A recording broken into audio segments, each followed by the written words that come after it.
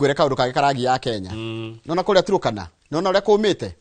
umenya ni kuri maguta kuri maguta monekire kuo makirega kwenjwo ni kimendio na ari magicenjie muono ucio hena thina kambuni irenda gutucibira maguta maya kana gutwenjera maguta maya ari cirenda atiriri ati ciekirwo ati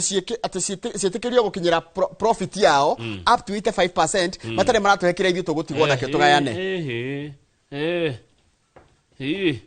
mambe macokie tuthendi o hari ciringi igana rimwe makwa ciringi 85 you right tajira kathiu tukiri au reke tugikana na tuguta twitu riu mukonjerwo no megoikara na ku maguta matire mundu marateithia kai urenda kunjenjoroge kungi ku international tenda gutingioneka andu ange mangeja maguta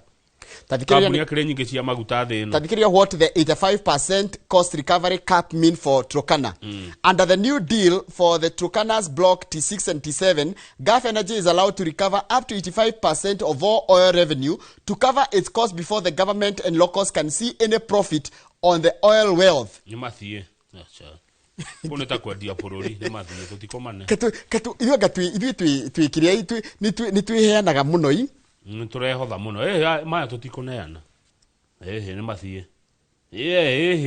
ninge kama uturithia kundu guothe tukoya riri tukoya o kindu giothe tuona tukarehe Kenya tugoka kuge bururi utuke